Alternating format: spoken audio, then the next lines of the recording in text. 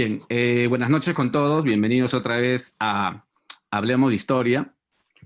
Más bien, en esta oportunidad quiero agradecer al doctor Luis Miguel Cangalaya, amigo de muchos años de labor, ¿no?, en el campo de la educación, vinculado con la literatura, la historia. Más bien, Luis Miguel, gracias por estar acá en esta tarde-noche. Gracias por ofrecernos tu tiempo, ¿no? Y te voy a pasar a presentar rápidamente. El doctor Luis Miguel Cangalaya Sevillano es escritor, educador y tutor en educación por la Universidad de San Marcos. Es redactor de la revista cultural Suburbano de Miami en Estados Unidos y columnista y editor cultural del suplemento Contrapoder del diario Expreso, ¿no?, aquí en el Perú. Ha publicado en coautoría libros universitarios en la especialidad de lengua y literatura, así como textos narrativos en antologías literarias, ¿no? Actualmente desarrolla talleres y conferencias sobre educación, investigación y redacción científica, ¿no? Y precisamente sobre ese tema nos va a presentar hoy día una ponencia. Actualmente es catedrático en la Universidad Peruana Cayetano Heredia y además en la Universidad Peruana de Ciencias Aplicadas. Eh, Otra vez agradecerte, Luis Miguel, por estar el día de hoy acompañándonos a todos nosotros y te cedo la palabra para que puedas comenzar, como te indiqué, y para todos los que están ingresando el día de hoy. Son 40 minutos en promedio que tiene Luis Miguel para presentar el tema y de ahí pasamos una ronda de preguntas a través ¿no?, del chat, entre 20 a 25 minutos. Bueno, bienvenido a Hablemos de Historia y te cedo la palabra a Luis Miguel. Gracias. Muchas gracias. Muchas gracias, Daniel. Muchas gracias a todos los que están conectados en este momento, que se han tomado parte de su tiempo para poder estar aquí en esta reunión, en esta conversación que vamos a tener.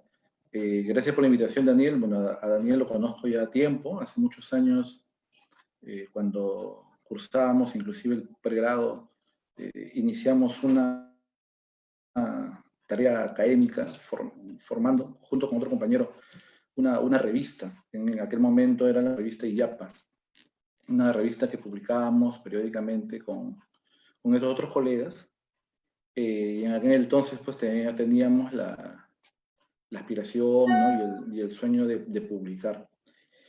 Y bueno, Daniel es historiador, yo más bien soy de especialidad de lengua y literatura, y ya con los años bueno, he desarrollado principalmente ya la inclinación hacia aspectos de redacción académica, científica, ¿no? Precisamente en los lugares donde estoy trabajando, pues me dedico al desarrollo de estos cursos, talleres, ¿no? Tanto en pregrado como en posgrado, siempre con talleres de redacción académica. Estamos haciendo talleres de manual APA, de elaboración de artículos científicos. Bueno, y a la par también tengo una columna en el Diario Expreso, y bueno, ahí también vamos publicando a veces también artículos de interés, ¿no?, sobre literatura, sobre lingüística, sobre actualidad. Y Daniel me invitó a hablar en esta oportunidad sobre la redacción, ¿no?, que es el campo en el que me desenvuelvo, en función de la redacción en función de la investigación científica. Y he preparado, bueno, en realidad es un material prácticamente de guía para poder un poco orientarla, un orden en lo que vamos a ir explicando. Le voy a proyectar una pantalla que tengo. Ya, es principalmente para ordenarme. Y nuevamente pues reitero la participación de todos. Ahí veo ahí a varias personas conocidas que están conectadas a través del Zoom y también a través del Facebook Live de la página Hablemos de Historia. El tema que nos reúne hoy día es justamente sobre la importancia de la redacción en la investigación científica. Y justamente pensaba yo en cómo abordar este tema porque es bastante amplio y el tiempo es corto. Y entonces lo he orientado principalmente a la manera como nosotros nos preocupamos por escribir bien para poder hacer trabajos académicos, principalmente dos tipos de investigaciones académicas, científicas que hacemos a lo largo de nuestra vida superior, que es principalmente la elaboración de tesis y la elaboración de artículos científicos, ¿no? Que son, digamos, dos de los grandes componentes de la vida académica universitaria. Y cómo también esto nos beneficia, o qué tan importante es escribir bien para que podamos tener pues una publicación de una tesis bien hecha o de un artículo científico bien hecho para que se nos publique, y también pues para que la publicación no solamente quede en un primer momento, ¿no? Sino para que seamos constantes también en la publicación. Y la primera pregunta, que además es algo que siempre en todos los talleres, y no solamente en talleres, hasta en clases, y quizás acá veo que hay varias personas conectadas que también se dedican, que están dentro del área de la comunicación, el lenguaje. Hay una pregunta que siempre nos dicen a los profesores que nos dedicamos a esto, ¿no? Al curso de lenguaje, de comunicación, de redacción. La pregunta siempre es cómo redactar bien, o cómo escribir bien, ¿no? Y muchas veces las personas que nos preguntan, los estudiantes o los participantes, nos hacen esa pregunta pensando que nosotros, los profesores de comunicación, tenemos una especie de receta mágica que les vamos a decir ciertas pautas para que escriban bien, ¿no? O como que si hubiera alguna fórmula mágica para poder pautear la manera de cómo escribir bien. En realidad no la hay, ¿no? Y es más, pues quienes nos dedicamos a desarrollar talleres de redacción, o quienes son de la especialidad de lenguaje, literatura, comunicación, pues no llevamos una especialización en redacción, ¿no? O sea, no hay una especialización dentro de la carrera que sea, no sé, pues redacción científica o redacción académica, ¿no? Eso generalmente alguien lo lleva en una diplomatura o en un taller que puede ir haciendo, ¿no? Pues pero nadie sale de la universidad con esto. Y entonces más bien, yo también varias veces cuando me han preguntado me he quedado pensando en pues, cuál es la fórmula mágica en realidad para escribir bien o para redactar bien, ¿no? La conclusión es que no hay una fórmula mágica para redactar bien, pero sí hay digamos, sí hay criterios que podemos tomar en cuenta para escribir bien, ¿no? O sea, sí hay aproximaciones a poder tener una idea de cómo escribir bien. Una cosa es escribir bien y otra cosa es formarse un estilo de escritura. Escribir bien se entiende por pues, respetar los aspectos idiomáticos, los aspectos gramaticales, normativos, ¿no? del español en este caso. Y además implica que pues, lo que nosotros escribamos, que las personas, quienes nos leen, entiendan lo que queremos comunicar, ¿no? No solamente que lo entendamos nosotros, sino que las otras personas lo entiendan.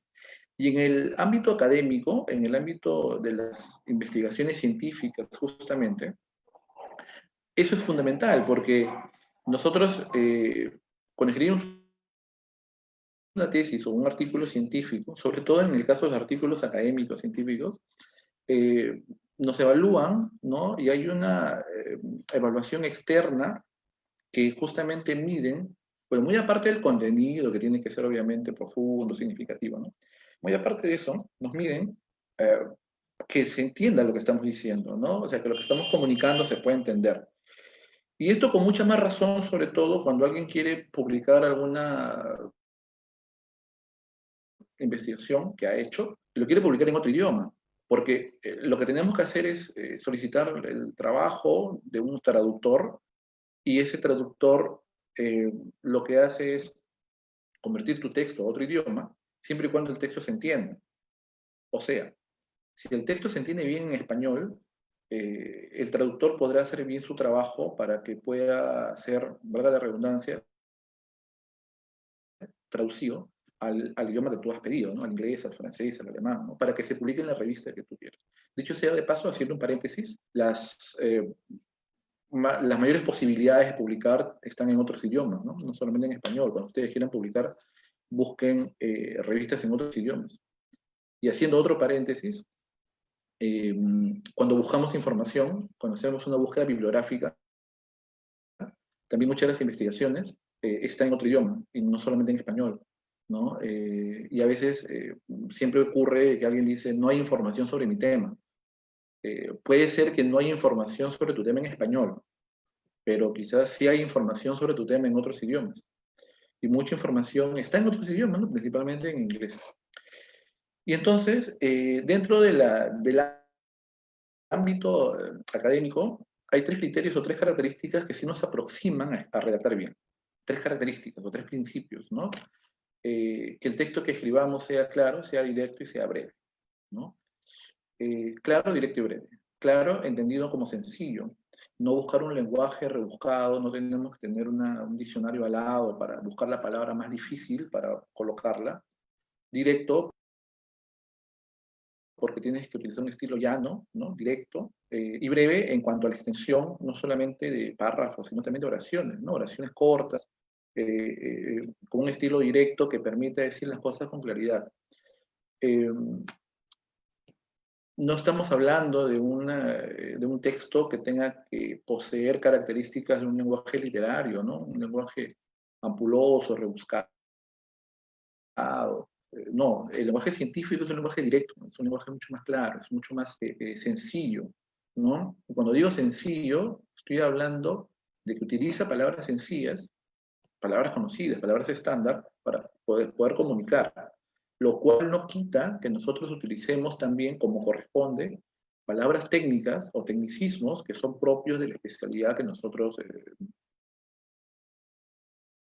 hemos hecho la investigación.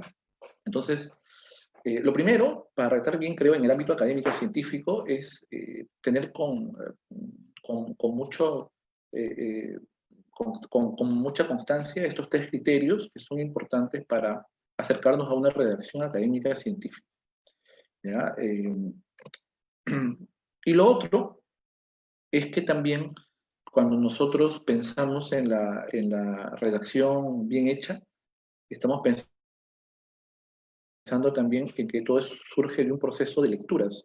Y cuando a mí me preguntan, a veces en algún curso, en un taller, un estudiante me dice, ¿cómo aprendo a escribir una tesis? No sé, una tesis en concreto, ¿no? Una tesis experimental o una tesis de revisión bibliográfica, una tesis cualitativa o no sé. Y la respuesta que siempre doy es, pues uno aprende a escribir tesis leyendo tesis. ¿Cómo aprendo a escribir un artículo científico? Pues no aprende a escribir artículos científicos leyendo artículos científicos.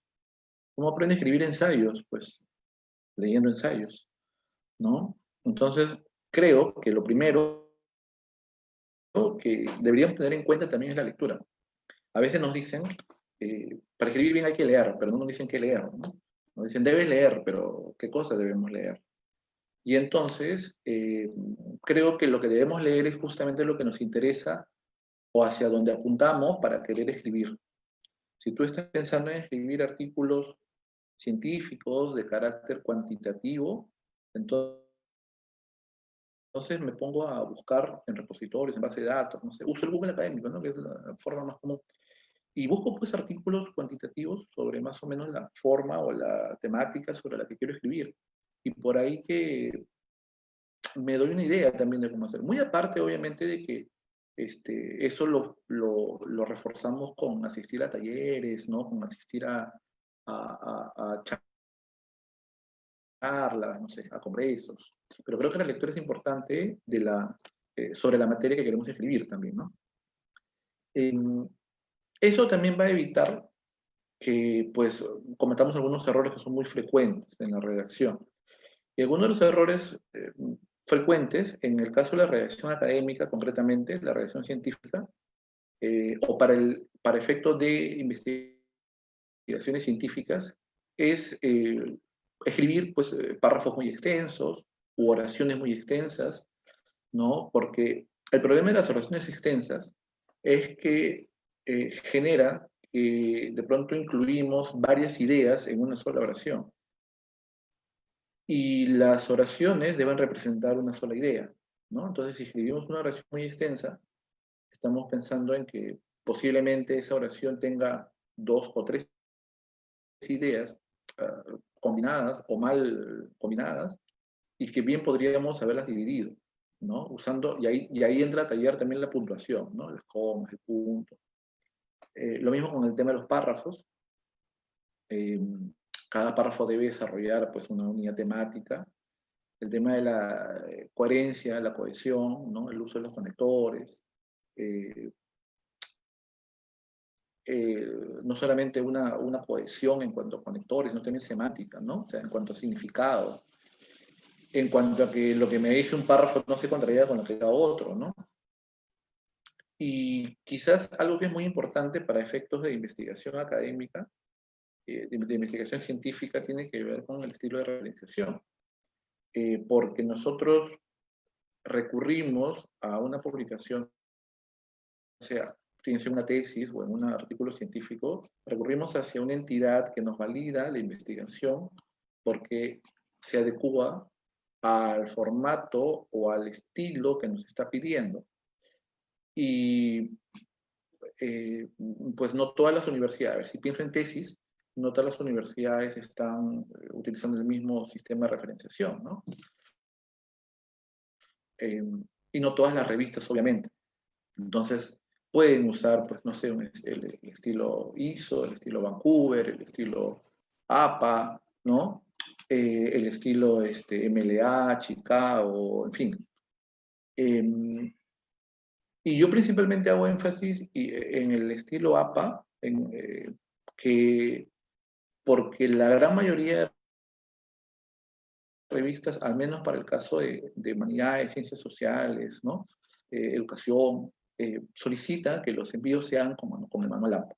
Y entonces ahí tenemos una gran responsabilidad, además, porque ya muchas revistas científicas están utilizando o están pidiendo que los artículos se envíen con el APA séptima edición, ya no con la sexta,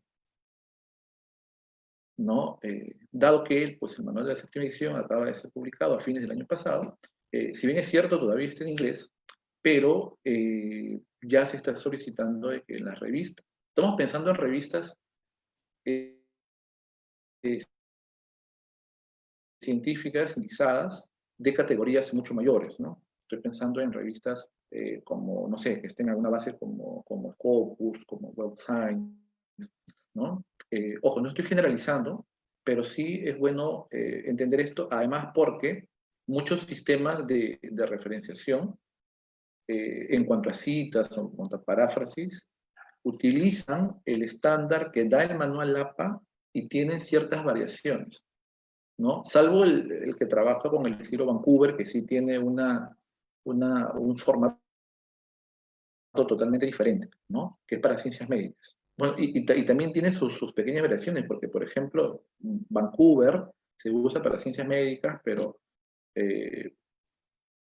por ejemplo, el caso de la Universidad de San Marcos, han estandarizado el uso de APA inclusive para ciencias médicas, ¿no? Yo vengo trabajando en San Marcos hace unos ciclos y tuve alumnos de la Facultad de Medicina y pues el primer grupo que tuve me sorprendí de que me decían de que les habían dicho, y efectivamente, tanto en pregrado como en posgrado, habían hecho ese cambio de que en ciencias médicas, en ciencias de la salud, también emplean APA, cuando usualmente el estilo que se usa es el estilo Vancouver.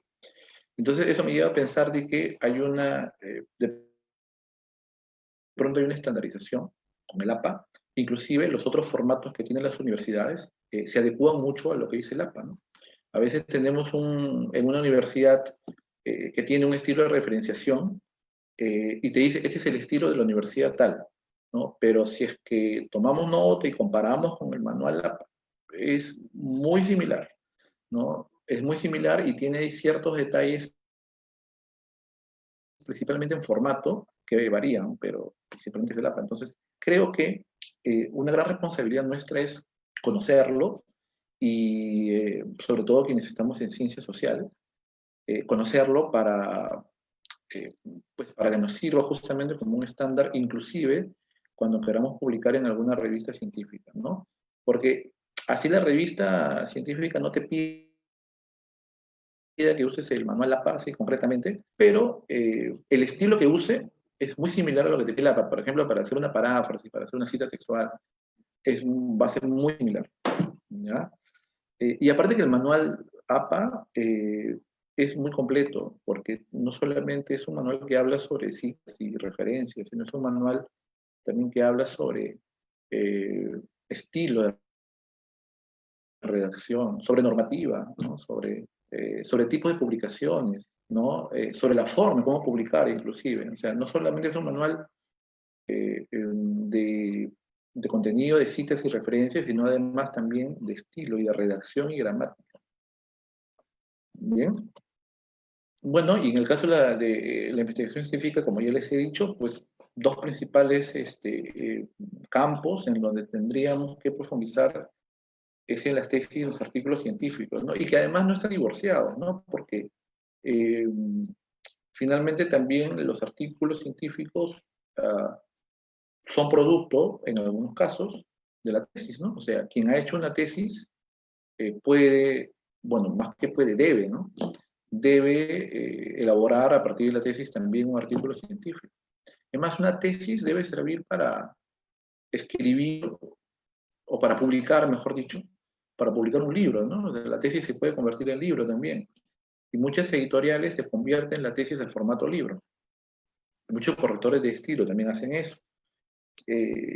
Pero normalmente una editorial te da la oportunidad de que puedan convertir la tesis a formato libro sin ningún problema. Y por otro lado, los artículos científicos te dan esta jerarquía académica que nosotros requerimos para, no solamente para el tema de querer publicar, sino además también para efectos de visualización dentro de espacios mucho más académicos, ¿no? Publicar en revistas indizadas te permite la visualización internacional, ¿no? Porque pues, es una revista que está en los índices, por eso se llama indizada, en los índices de diferentes bases de datos, no solamente de una, y eso permite además que el autor pueda estar en otros espacios. Te da jerarquía académica y además también te da beneficios, ¿no? Algunos beneficios morales, económicos, porque pues hoy en día tenemos toda una propuesta de las universidades de querer contratar, ¿no? A esto que le llaman docentes investigadores. Y un docente investigador, pues, muy aparte del beneficio laboral o de tener alguna, digamos, una posición más privilegiada dentro del ámbito académico, pues también económicamente es rentable, ¿no? Y por otro lado, también las universidades ofrecen bonos, ¿no? O subvenciones, pagos por las publicaciones de su comunidad universitaria, sean profesores o estudiantes, con la afiliación institucional de dicha universidad. Entonces, por ahí también un poco el camino de la publicación, ¿no? Y además también por el tema de que nos va a permitir, pues, difundir el conocimiento. Pero todo esto tiene que ver con el ejercicio de la escritura, ¿no? Es muy importante escribir y leer, sobre todo, creo yo, que parte un poco de ahí, de leer documentos que permitan acercarnos hacia ese tipo de investigaciones. Nadie de buenas a primeras, por ejemplo, pues nosotros que hemos pasado o que está, o, bueno, quizás alguno de ustedes está todavía en estudios universitarios o en pregrado, pues hemos ido aprendiendo a hacer una tesis, por ejemplo, y hemos ido aprendiendo a escribir una tesis. Y así también, pues, en el curso de la universidad nos enseñaron un curso que se llame o que diga algo así como escritura de artículos académicos, ¿no? O de artículos científicos. Pero eso lo vamos aprendiendo en el camino, ¿no? Leyendo, investigaciones, un poco profundizando sobre la misma temática sobre la que trabajamos y además también buscando otros espacios en donde nosotros podamos publicar. Hay que ver también, creo yo, para la lectura de este tipo de redacción, que es una redacción, como decía, mucho más directa, mucho más sencilla, mucho más clara, ¿no? De oraciones cortas, de estilo llano, ¿no? Hay que ver también en las revistas donde nosotros querramos publicar, ¿no? Entonces yo lo que siempre sugiero es que, por ejemplo, pues si a mí me interesa publicar en una revista determinada, el consejo es que vayamos a esa revista y descarguemos los artículos de los números anteriores de la revista. Y podemos leer esos artículos anteriores para darnos una idea más o menos cómo se están escribiendo esos artículos, ¿no? Son estilos diferentes, ¿no? Y la creación, la generación de un estilo propio del autor es algo que sí es una cuestión de trabajo diario y constante, ¿no? Uno termina teniendo un estilo propio de escritura en la medida en que se ejercita con la escritura, ¿no? Es como con el inglés, ¿no? O sea, quienes de repente estudiaron inglés, ¿no? Desde el colegio, ¿no? Cuando hemos estudiado inglés, de pronto cuando ya no lo utilizamos, lo perdemos, o cuando no nos comunicamos, lo perdemos, nos olvidamos. Y sucede lo mismo con la escritura, ¿no? Porque desde cuestiones tan básicas como aspectos ortográficos o aspectos de puntuación que nos han enseñado en el colegio, si no lo ponemos en práctica con la lectura y con la escritura, son justamente elementos que nos van a generar pues algunos deslientos, algunas incorrecciones, algunos obstáculos ya en nuestra vida superior, en la vida universitaria. Yo lo que aconsejo es que además de la lectura de este tipo de documentos que nos van a permitir acercarnos a este tipo de escritura académica, también pensemos en la posibilidad de la coevaluación. Es muy importante que otros lean lo que tú estás escribiendo, porque cuando otro lee lo que tú escribes, te permite ver errores que quizás tú no pudiste ver, ¿no?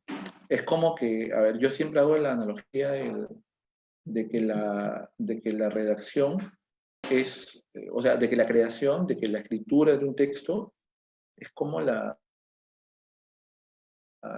bueno, es una creación que es como cuando tú ves a un hijo, ¿no? Entonces, tú eres el padre, tú eres el creador.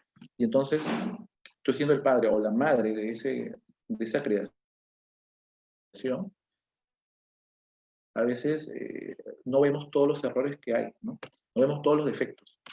Y de pronto, cuando otra persona ve, puede encontrar ciertos defectos que tú no ves, ¿no? Y lo mismo surge con las publicaciones, ¿no? Hay publicaciones que nosotros tenemos que ver en qué medida otra persona puede revisar y puede dar cuenta de de nuestra lectura, o sea, de lo que escribimos, y ver si se entiende o no, ¿no? Formen grupos de investigación, ¿no? Formen grupos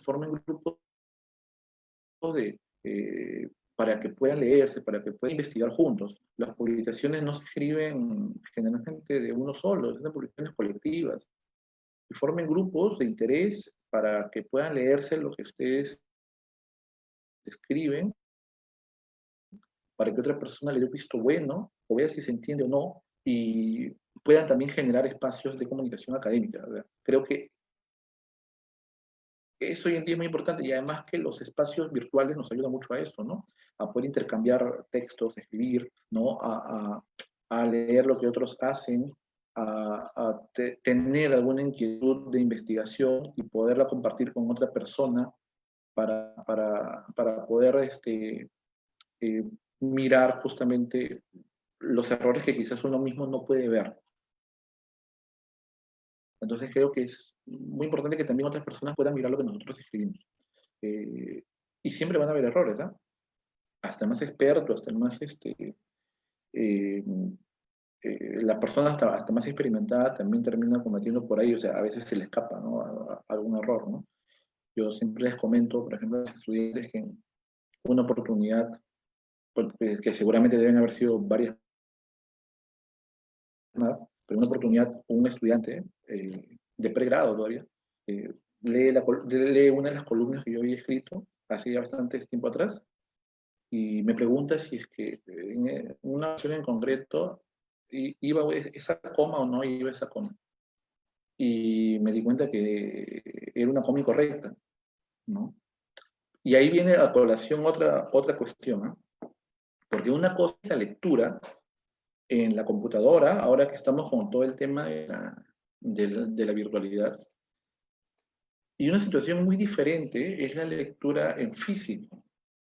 Y a veces en la lectura en la computadora, en la pantalla, no es la misma experiencia de visualización, inclusive hasta de errores o de redacción misma, que la lectura en físico, ¿no? Y aquella vez cuando este alumno me dice, pues efectivamente sí era un error, ¿no? Y le dije, bueno, sí es un error, pero ya se publicó. Y, y a veces uno lee en la computadora y no se percata esos errores que sí se percata cuando lo lee en físico. No sé si les ha pasado alguna vez. Algo que a mí me ayuda mucho, por ejemplo, y que les puede servir, a mí me ayuda mucho a leer en voz alta lo que escribo. Yo soy muy antes de enviar algo que voy a publicar, soy mucho de leerlo en voz alta y ver que tenga sentido, ver que tenga orden, ver que tenga armonía, ¿no? O sea, soy muy preocupado porque tenga armonía lo que estoy escribiendo. Y que se entienda, obviamente, lo que se lee. Y si es que se puede leer y si se entiende, en buena, ¿no? Y trato de leerlo en voz alta, trato de leerlo varias veces y por ahí encuentro algún error, ¿no? Veo si es claro, veo si se entiende. Y particularmente a mí me ayuda mucho eso, ¿no? Y creo que además nunca dejamos de aprender y nunca dejamos de leer, ¿no? O sea, siempre hay algo nuevo por leer, por averiguar, y creo que eso nos va a ayudar mucho también para la escritura. Cuando tengan la oportunidad de formar parte de talleres de escritura o de redacción, pues háganlo, porque eso también va a permitir fortalecer sus capacidades comunicativas, ¿no? O sea, nunca está de más entrar en un taller para actualizarse de repente de algunas cuestiones nuevas o de consejos que de repente el tallerista o el ponente puede aconsejarles y que, bueno, y que fácilmente puede servir también para un aprendizaje mucho mayor. Y pues que ya con ese ejercicio de la ejercitación, justamente de la comunicación, podamos escribir y publicar, que creo que hoy en día es sumamente importante y sumamente valioso para todos los espacios académicos en los que nosotros nos desenvolvemos en nuestra vida profesional. ¿Sí? Bueno, eso es todo. Por hoy creo que estoy dentro del tiempo, ¿no, Daniel? Muchas gracias por su atención y creo que hay algunas preguntas para absolverlas. Sí, Luis Miguel, sí, estamos todavía, sí, has hablado casi 30 minutos. Más bien, vamos a, vamos a ver algunas preguntas que tengan los que están aquí en el Zoom y también los que nos están viendo por el Facebook. Aquí en el Zoom tenemos, Ramiro nos hace la consulta de, para redactar un libro, ¿se utiliza la misma estructura de una tesis? ¿O esa parte, o es otra estructura, ¿no? No sé si podemos ir contestando lo que dice. No, es otra estructura. Sí, es otra estructura, partiendo de que la tesis es muy parametrada, ¿no? La tesis te da unos parámetros muy precisos, ¿no? O sea, capítulo 1, tratamiento del problema, capítulo 2, marco teórico, etcétera. O sea, hay un parámetro. El libro no necesariamente, ¿no? Un libro tiene que ser mucho más fluido, ¿no? Mucho más flexible. Y, a ver, no se me ocurre, por ejemplo, leer un libro en donde yo lea el libro y que diga 1.1, objetivos de investigación, 1.2, objetivos específicos. No, más bien se me ocurre que en el libro podría ir un párrafo en el que diga, y en este libro nuestro objetivo será tal, y además pretendemos tal cosa, ¿no? O sea, mucho más fluido, ¿no? Entonces, sí se ejercita el trabajo y eso, como les decía, las editoriales lo hacen, ¿no? Convierten las tesis en libros, ¿no? Y queda muy bien. Y no solamente para el tema de cuantitativas, ¿sabes? Las tesis cualitativas o las tesis de humanidades o de ciencias sociales, no sé, pienso en historia, literatura, antropología, arqueología, también se convierten en libros, ¿no? Y en muy buenos libros, ¿no? Yo sé, paso, muchos colegas míos han publicado sus tesis en forma de libro y son bastante buenos, ¿no? Sí. Claro, miren, mientras esperamos algunas preguntas, acá, bueno, acá tenemos otra pregunta de Pedro. Después yo también te voy a hacer algunas consultas también. Pedro nos señala, Mm, ¿qué está haciendo la academia para promover desde las universidades cursos que promuevan la investigación, ¿no? Como por ejemplo cultura académica o redacción académica, ¿cómo se hace en otros países? Si tienes conocimiento de eso, ¿no? Dice ujú. Pedro. Bueno, en realidad las universidades yo veo que trabajan de manera muy independiente, ¿no? O sea, cada universidad un poco va fomentando sus espacios académicos, concretamente con el tema de investigación y redacción académica, fomenta muy particularmente en la medida en que les da. A ver, por ejemplo, la Universidad Cayetano es una universidad que está fomentando mucho esto con talleres, con espacios para investigación y para redacción académica. Sé también que la Academia Peruana de la Lengua también tiene sus cursos de redacción, ¿no? De redacción académica, hasta de talleres de APA y esto. En Católica también he visto unos talleres. Pero sería bueno, como dice este colega, pues que estos espacios sean mucho más variados, ¿no?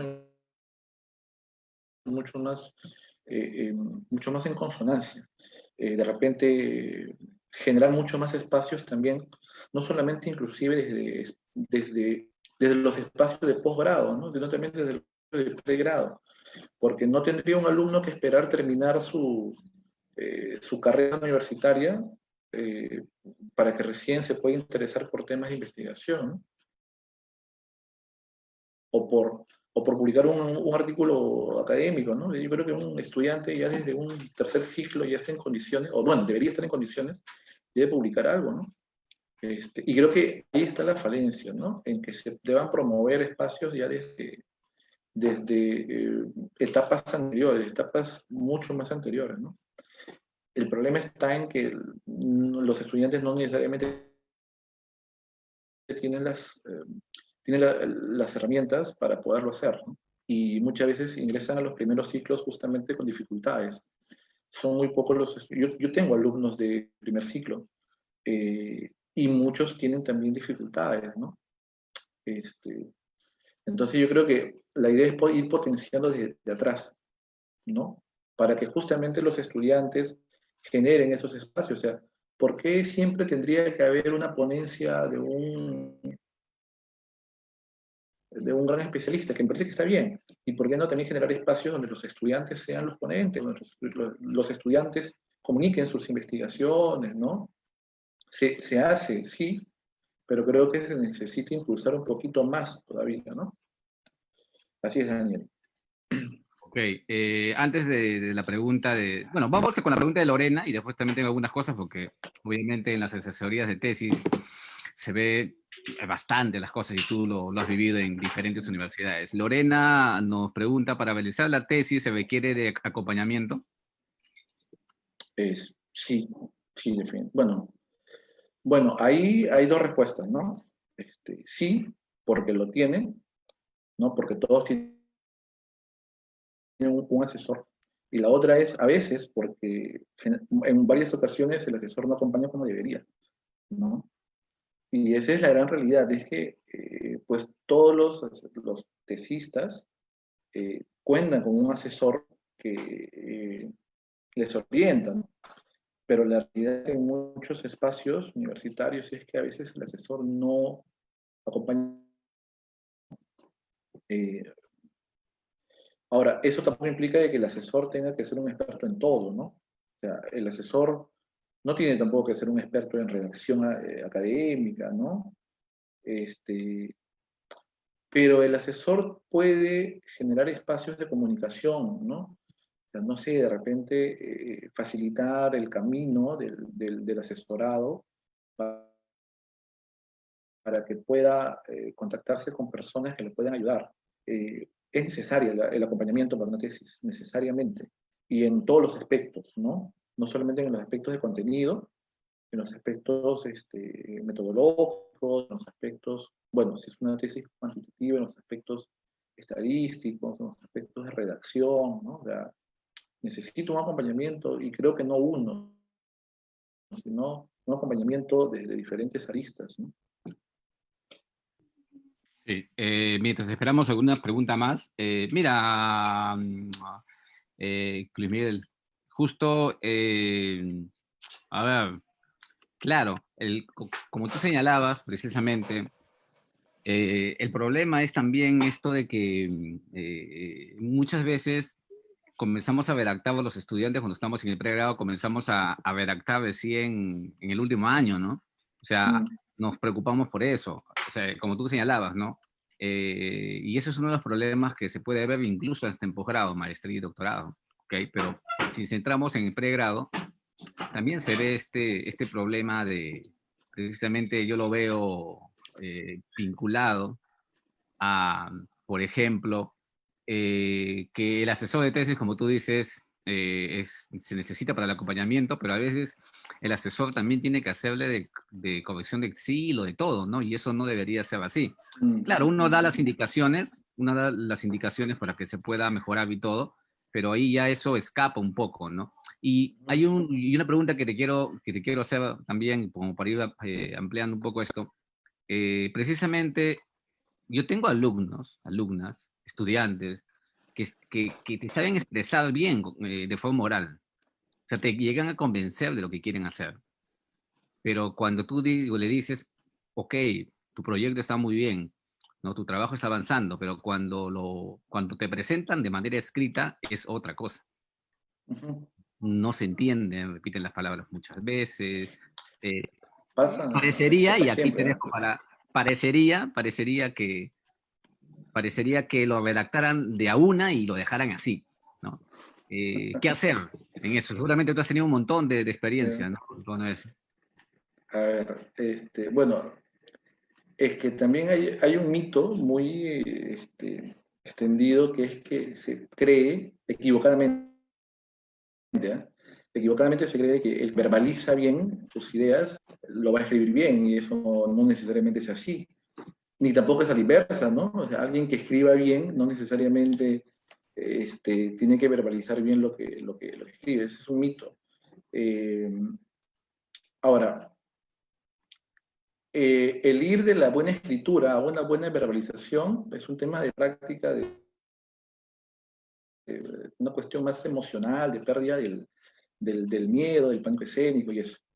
Lo otro, más bien, es una cuestión más, o sea, ir del camino inverso, de la verbalización, de una buena verbalización, de una buena oralidad, hacia la textualización, un camino un poco más de orden, ¿no? Hay algo que se tiene que trabajar y que los estudiantes tienen que saber, es que el proceso de escritura tiene etapas, y son etapas que generalmente no se respetan casi siempre, ¿no? Porque las etapas son muy sencillas. Uno tiene primero que planificar el texto, que es esquematizar. A ver, si hablamos de una tesis, es hacer un índice o algo por el estilo, ¿no? Y hay que hacer una primera redacción, y esa redacción, que es un primer borrador, tiene que revisarse, que es una tercera etapa, la etapa de revisión, y esa etapa se multiplica, porque las revisiones tienen que ser cuantas veces nosotros vayamos encontrando más cosas o vayamos viendo errores, hasta la versión final. Y entonces a veces creemos que solamente la revisión es una mirada de contenido, de un primer contenido, ¿no? O hay una sola primera revisión, las revisiones son múltiples. Y entonces no hay precisamente un seguimiento, ¿no?, de estas etapas de revisión continuas, constantes. Creo que por ahí está este problema. Entonces, mientras que uno pueda revisar constantemente lo que lee y sigue etapas, desde la planificación del mismo texto, creo que va a ayudar mucho a que se escriba mejor, ¿no? Ahora, este es un hábito que uno tiene que quedarse de los primeros ciclos, ¿no? O sea, desde que el profesor le pide que haga en primer ciclo, no sé, redacte un texto expositivo sobre tal tema de 2 páginas, ¿no? De un par de páginas nada más, y ya está, ¿no? Y ahí fácilmente ya él podría, ¿no? O sea, con 2 páginas y que haga su proceso de su esquema, su primer texto y su revisión. Y entonces se va generando un hábito, ¿no? El hábito de que esto ya luego pueda hacerse también en una etapa final como en una tesis, por ejemplo. Ahora, no es fácil, ¿no? No es fácil, obviamente. Sí. Claro, Luis Miguel. A ver, vamos viendo si de repente alguna pregunta más, o si no. Justo también preguntaban, Pedro Blas al final, ¿no? Agregó, porque la intención de muchos estudiantes que están, ¿no? En tercer año, cuarto año, terminando, es presentar ponencias, ¿no? Y a veces, y bueno, yo iba comiendo, por ejemplo, y queremos escuchar de tu parte esto de atreverse, ¿no? Siempre la primera vez siempre cuesta, ¿no? Entonces, en ese sentido, ¿cuáles serían las recomendaciones, ¿no? Para escribir una ponencia que no necesariamente es igual a un paper o artículo, ¿no? Escribir una ponencia es más sencillo que escribir obviamente un artículo, ¿no? Ojo, escribirla es más sencillo. No estoy diciendo que investigar sea más sencillo, porque la investigación igual para una ponencia implica pues un proceso de búsqueda bibliográfica, que eso es un tema bastante complejo. Pero escribirlo es más sencillo porque muchas veces la ponencia solamente queda en la disertación, ¿no? Salvo algunas veces en las que por ahí la institución quiere publicar la ponencia, ¿no? Pero si que no quiere publicar la ponencia, fácilmente queda solamente en la oralidad. Entonces, muchas veces no hay una preocupación por la escritura bien hecha, ¿no? Pero al menos es un primer paso, ¿no? Y creo que por ahí un poco podrían ir comenzando, ¿no? O sea, el comienzo podría ser de repente participar en ponencias. Creo que ahí el papel está en los profesores, ¿no? Que puedan alentar eso, ¿no? O sea, si los profesores pueden alentar eso o generar espacios, ¿no? Porque muchas veces el estudiante necesita que le generen espacios. Generar espacios para que el estudiante pueda participar en la ponencia, que pueda escribir, que pueda investigar sobre un tema de su interés y que pueda decirlo. Creo que eso un poco, además, les puede despertar también el interés por la investigación, ¿no? Que además es lo que se necesita, ¿no? Así es. ¿Qué tan importante sería la reseña como para empezar también a escribir algo después mayor? La reseña es algo, inclusive hasta un paso mucho más asequible, ¿no? Reseñar en el sentido de la valoración, ¿no? Sobre un texto, ¿no? Y que muchas veces los profesores lo solicitamos en las universidades, ¿no? O sea, profesor de cualquier curso les manda algún texto y les dice, escribe un comentario crítico, un texto pequeño valorando el libro que has leído, ¿no? O en el examen le pide que escriba una página sobre la valoración del texto. Bueno, en cierta medida está escribiendo una reseña, ¿no? Con esa reseña está valorando, ¿no? Y creo que es un buen inicio, ¿no? Escribir una reseña es un buen inicio, creo. Por ahí, de repente se podría comenzar. Por ejemplo, yo a mis estudiantes en San Marcos les he obligado, y ahí por ahí por ahí está Franco, si no me equivoco, aquí, y varios seguro viendo en el Facebook, hacer un paper, ¿no? Y les he obligado también casi ya a presentar en diciembre ponencia en Arequipa, que hay un congreso virtual, y también les he obligado también vamos a presentar un dossier en una revista estudiantil también, y a utilizar obviamente documentación, como son de historias y ciencias sociales, ¿no? Y a presentar ponencia, mira, son varias cositas, ¿no? Que a veces ganan, o sea, ganan que el docente se cree un poco, o sea, crean que el docente un poco los está, digamos, explotando, los está haciendo trabajar mucho, un curso muy difícil, ¿no?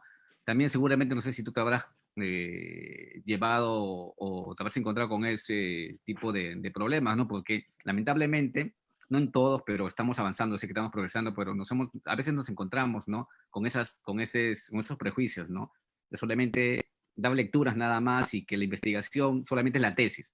Ese me parece que es uno de los puntos, no sé qué opinas tú, cuando estamos en la universidad, no digo siempre, pero casi la mayoría tiene pensado que la investigación que va a hacer es la investigación de su tesis ahora su informe de investigación para el bachiller y su tesis de licenciatura, ¿no? Para hablar del pregrado. Pero no tenemos en cuenta que podemos ir, ¿no? Publicando y avanzando, ¿no?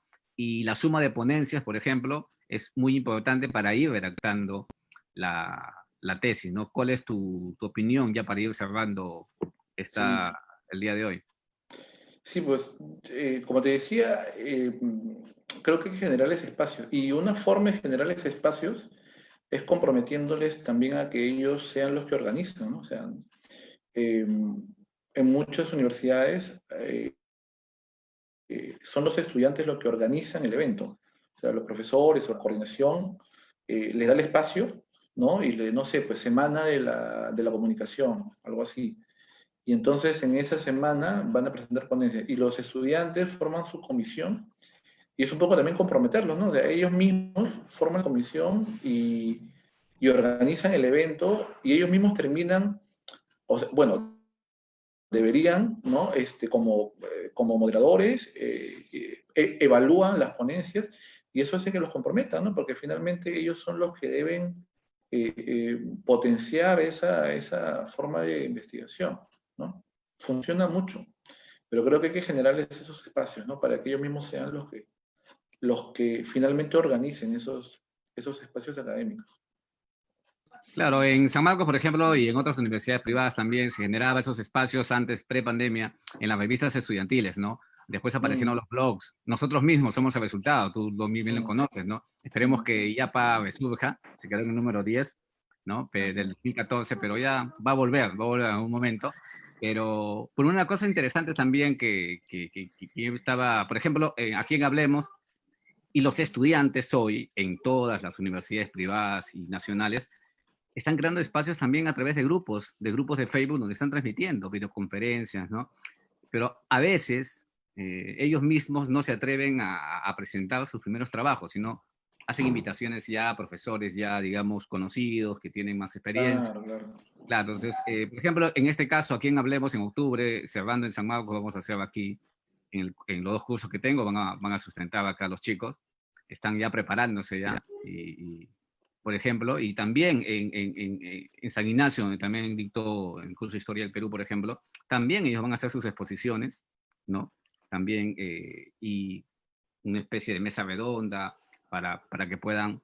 Me parece que eso sí, esta nueva forma no nueva forma, ¿no? Ya mejor dicho, esta educación no presencial, remota, nos ha brindado bastantes o nuevas formas de poder, digamos, comunicar, ¿no?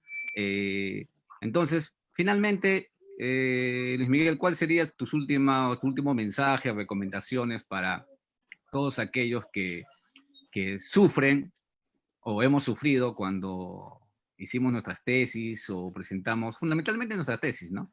Mm. Todos hemos pasado, tú has hecho todas tus tesis que tienes, el doctorado, quien te habla también, y seguramente muchos de los que están acá escuchándonos hemos pasado por ese traumático momento, digamos, de la redacción de la tesis, ¿no? Por ejemplo, ¿no? Entonces, ¿cuáles serían tus recomendaciones finales, Luis Miguel?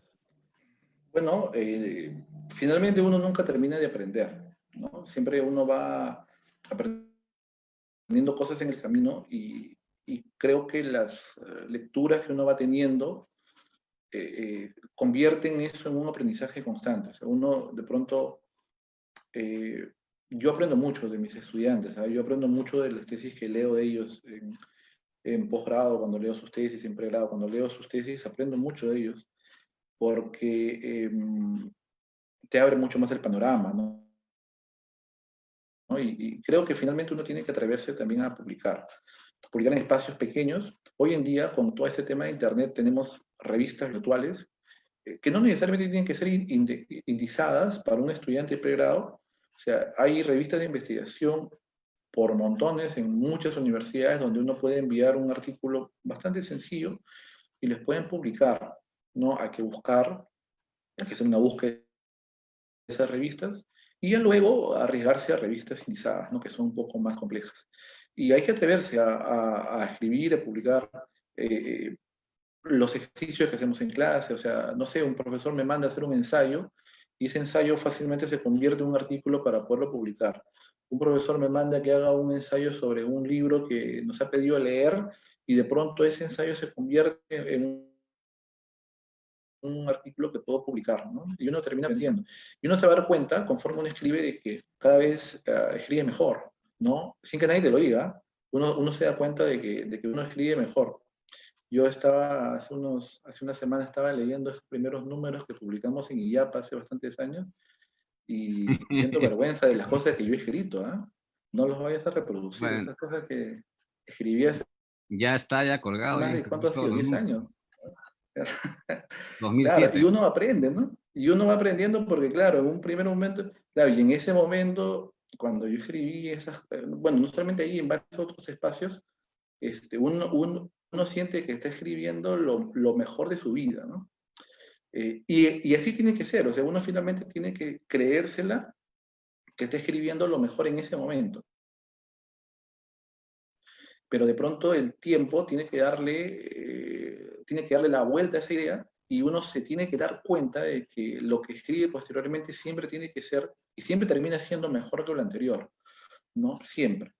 Pero eso va a funcionar en la medida en que leamos más, en que, en que revisemos muchos más textos sobre lo que queremos escribir, sobre nuestra especialidad, y que sigamos investigando y que sigamos leyendo, ¿no? Y que esto sea una tarea constante y permanente. Así es. Sí, mira, yo justo ya para ir terminando, me sorprendí hace 2 días y ayer también de que 3 estudiantes me presentaron sus avances casi final. Me acuerdo en San Marcos nos han presentado y yo dije, no, esto no se puede quedar. O sea, este trabajo es publicable, incluso podría ser publicable en un Scopus. O sea, tiene Claro. potencial.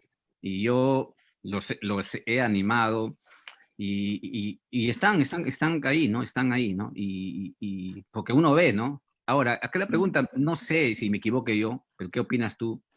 Pero hay personas que nacen ya con, no sé si podríamos llamar así, pero nacen Ah, con cierta predisposición ya a redactar un poco mejor, ¿no? Y también hay otras mm, personas, y no sé cómo habrá sido tu caso, y con eso ya cerramos. Por ejemplo, yo me tomé un buen tiempo o sea, me alejé, digamos, de la redacción de la tesis doctoral, redacté artículos, publiqué algunos libros, etcétera, hice otras cosas, y después, en 3 meses nada más, bueno, 3 meses y medio me puse a redactar la tesis doctoral, y creo que me fue bien, mejor que la tesis de licenciatura, que lo redacté en casi 2 años y medio. Bueno, porque trabajaba a full, ¿no? El otro estaba becado. Pero ¿qué opinas tú en como, eh, como para cerrar ya? has mencionado algo muy importante y es algo que se los cuento a veces a mis alumnos. Eh, yo cuando estaba pequeño, cuando estaba en el colegio, no era muy buen estudiante para lenguaje, ¿ah? Tenía errores ortográficos y de escritura.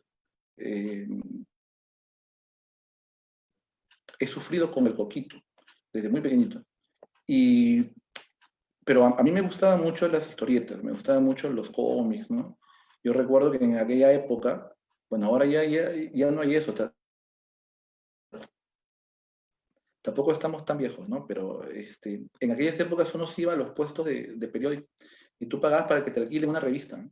Tú pagabas, no sé, pues 50 centavos, no sé, y te alquilaban revistas y tú te sentabas ahí y te ponías a leer los cómics o las historietas. Entonces yo me acuerdo mucho que yo leía mucho eso y eso me ayudó mucho. Es más, escribía mis historietas. Yo me acuerdo que en casa, con mi hermano, con mi mamá, escribía mis historietas y nos leíamos entre nosotros. Y por ahí me fue entrando el gusto por querer escribir historietas. Y eso, de alguna manera, me ayudó mucho a, a que me gustara leer, ¿no? A que me gustara leer. Y yo tuve la suerte de que, bueno, mi hermano estaba ya en la secundaria y pues tenía muchos libros ahí en casa. Y por ahí pues cogí un libro o alguna otra cosa y me ponía a leer. Y eso sí me ayudó mucho. Sí me ayudó mucho y finalmente ya fue una tarea de aprendizaje constante, ¿no? O sea, a ver, es como que, por ejemplo, para desarrollar, yo en la universidad desarrollo, constantemente hacemos el taller de redacción y el taller de manual APA. O sea, para hacer el taller de manual APA he tenido que leerme el manual APA no una, sino 2 o 3 veces, ¿no? Si no me hubiera leído el manual APA no hubiera podido hacer el taller. Y no solamente el manual, he tenido que leerme otros manuales u otras publicaciones que hablan sobre el manual APA. Entonces, si yo no hubiera podido hacer eso, no podría hacer un taller sobre el manual APA, por ejemplo, ¿no? Entonces surge lo mismo con la tesis. Si yo quiero hacer una tesis, pues tengo que leer otras tesis que hablan. Y cuando digo leer, es leerlo, ¿no? Porque a veces estamos haciendo la tesis y en la parte de los antecedentes solamente copiamos y pegamos el resumen de la otra tesis y ya decimos que hemos leído la tesis. No la hemos leído el resumen de la tesis y lo hemos copiado. Hasta lo hemos mal parafraseado, porque ni siquiera está bien parafraseado, ¿no? Está copy-pega. ¿No? Y no hemos leído. Entonces, si queremos aprender a escribir, pues hay que leer, ¿no? Por ahí va el camino, Daniel. Sí, justo eso último que dices, me ha pasado revisando tesis, ¿no? Y justo que estoy recibiendo algunas capacitaciones, Ajá. me he percatado de eso, ¿no? De que ya todo lo tienen, ¿no? Está el resumen nada más, y yo les pregunto a Sí, los, sí. a los alumnos, ¿no? Explícame a ver esta idea uno, dos y tres, y están así, ¿no? Un poco que no... Finalmente, no sé si puedes hacer una confesión, a ver, en tu tesis doctoral, ¿cuántas correcciones te hicieron no tu jurado, sino tu asesor? Yo te confieso, a mí, yo tuve dos asesores, una peruana y una argentina, sumado entre los dos me hicieron más de 2000. Y allí yo siempre les pongo ese ejemplo a los estudiantes que están para sustentar la tesis de licenciatura, y cuando yo le hago alguna recomendación, le digo, mire, yo en mi tesis doctoral me hicieron más de 2000 correcciones, más chico, más grande, etcétera. Y me imagino, nosotros estamos aprendiendo siempre. Y yo lo digo para que, no, porque algunos se molestan, ¿no? Piensan que insisten en que sí, está bien redactado, ¿no? Y a veces lo toman a mal, ¿no? Las recomendaciones que nosotros le podemos dar. Y así, con esos ejemplos, ya se calman, entienden, ¿no? ¿Cómo te ha pasado a ti? Con eso ya cerramos el día de hoy. Yo sí tuve la suerte de que me asesorara, no la cantidad de veces que tú dices, pero sí. Y además a mí me pasó algo, porque yo venía de la maestría en la Facultad de Letras de San Marcos, donde pues mi tesis era una tesis hermenéutica, interpretativa, ¿no? Y entonces yo voy a la Facultad de Educación al doctorado, en donde me aventuro por una tesis cuantitativa. Y yo sobre cuantitativa casi no sabía, bueno, sabía poco o nada. Y entonces de pronto en mi aula de clases me doy con la sorpresa de que varios de ellos sí conocían, ¿no? Entonces de pronto escucho en las sesiones hablar sobre, no sé, pues, que manejaban el SPS o que manejaban los datos estadísticos y no sé qué. Yo estaba volando en eso. Y he tenido que leer un montón en el doctorado sobre libros de investigación, porque tenía que poner día y tenía que ponerme, tenía que alinearme a cómo estaban los demás, porque tenía que hacer una tesis. Y además, bueno, esto ya, porque de pronto ahí en la facultad hay una tendencia a escribir tesis, bueno, en Marcos, en la educación, a escribir tesis cuantitativas. Ese es un tema que se podría discutir mucho, porque sobre la idea de relegar las tesis cualitativas, lo cual no me parece bien, ¿ya? Pero al menos hay una tendencia hacia las tesis cuantitativas. Y a ver, cuantitativo, yo no tenía idea sobre estas cuestiones estadísticas. Un montón. He tenido que leer un montón a aprender en el camino sobre tesis de corte cuantitativo que yo no tenía idea, ¿no? Y he aprendido mucho. He aprendido mucho en el camino, ¿no? Y de pronto ya luego entro yo al posgrado en Cayetano, en donde también me seleccionan para ser jurado con algunas tesis. Y he aprendido mucho también ahí en la universidad, de los colegas también, ¿no? Y leyendo estas tesis uno va aprendiendo más. Por eso yo les decía, ¿no? Cómo en la medida uno aprende más. Y yo también he aprendido sobre tesis cuantitativas. Mire, yo soy de literatura, yo estudié literatura, ¿no? Después estudié educación, pero mi primera carrera es literatura. Entonces, ¿cómo un estudiante de literatura termina revisando tesis cuantitativas, ¿no?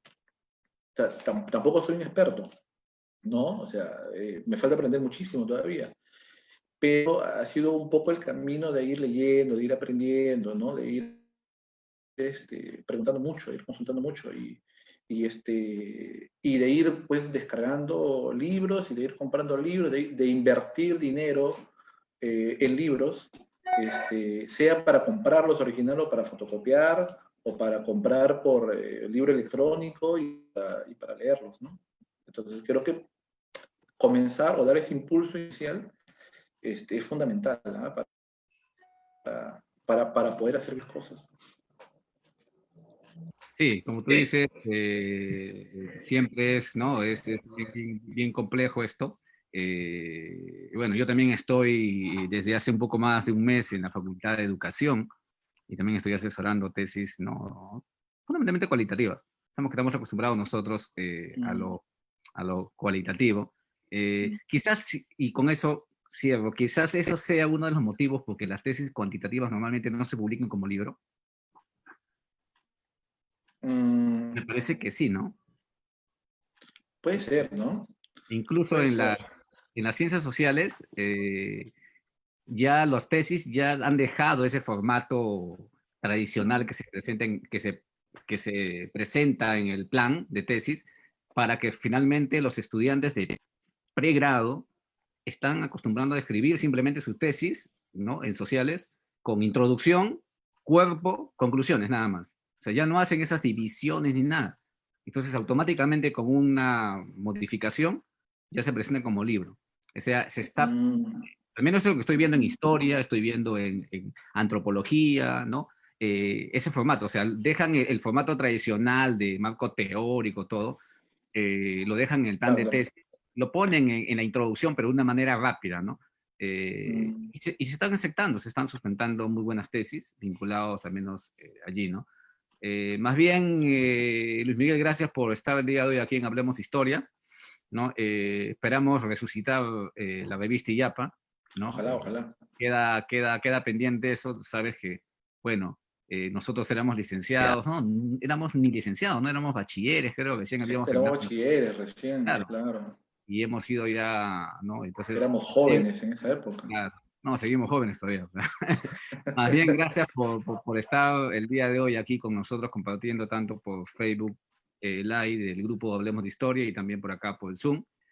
Más bien agradecer a todos los que están aquí presentes y bueno, nos vemos el día jueves en una próxima oportunidad, ¿no?